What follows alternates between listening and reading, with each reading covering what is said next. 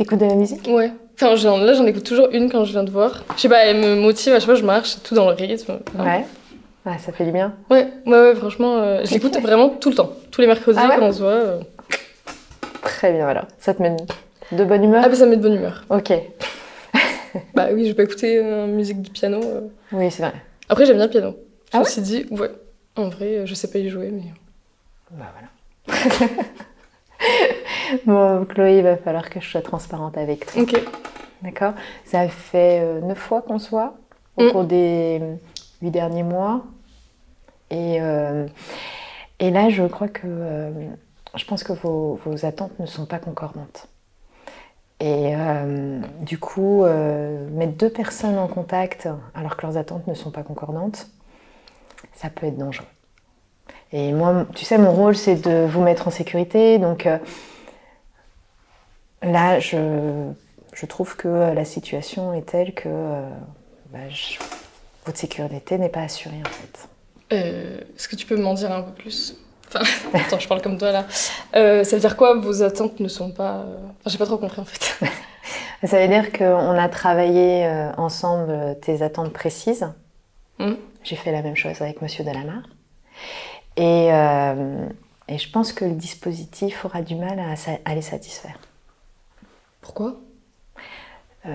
Monsieur Delamarre veut bien répondre à tes questions, mais il ne veut pas les avoir avant la rencontre. Ça veut dire quoi, ça? Ça veut dire que il préfère entendre directement tes questions et il veut que tu vois qu'il répond spontanément à ces questions. Il pense que c'est mieux pour toi. Non. Il veut pas que ce soit moi qui donne les règles, c'est tout. Faut toujours que ce soit lui qui dirige. Si je lui avais pas proposé mes questions avant, il me les aurait demandées.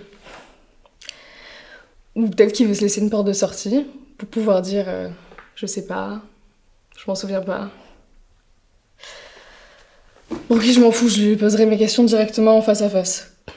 Moi, je pense qu'il va me répondre. Puis, je les connais déjà, les réponses, de toute façon. Je veux juste les entendre de sa bouche. Et si c'est pas le cas? Mais je suis prête à ça, je ferai sans. On en a déjà parlé. Y a quoi d'autre? Il faut qu'on s'interroge sur la notion de pardon. De pardon? Il veut me demander pardon. Qu'est-ce que ça te ferait?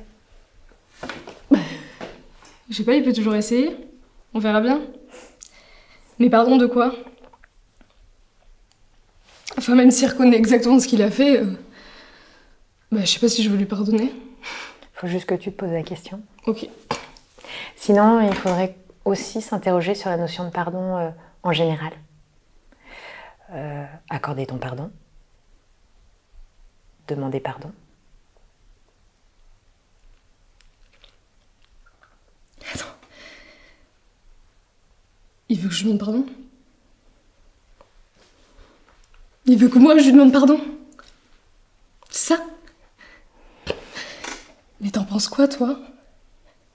Tu lui dis quoi quand il dit ça? Tu comprends ça? Mais vous faites quoi en fait? Tu prépares pas? Moi, tu me prépares? Moi là, ça fait des mois là, que je bosse comme une chienne, que j'ouvre tous les dossiers, que je réveille tous les fantômes. Et jamais je vais lui demander pardon, tu comprends? C'est un malade. Tu lui dis que c'est un malade ou pas? T'es absolument dans ton droit, Chloé. C'est à moi de préparer ton frère à ce que tu ne lui accordes pas ton pardon. Et que tu ne lui demandes pas pardon. Ok? Mais je te demande juste de te poser la question. Parce que, comment tu vas réagir à ça? D'accord? Je te demande pas de répondre tout de suite. Prends ton temps. Je sais ce que tu vas dire. Je vais en parler à ma thérapeute et tout. Mais... Tu sais, je connais les règles et tout. Mais en fait, ça me tord le bide de me dire que tu le protèges lui autant que tu me protèges moi. Je comprends.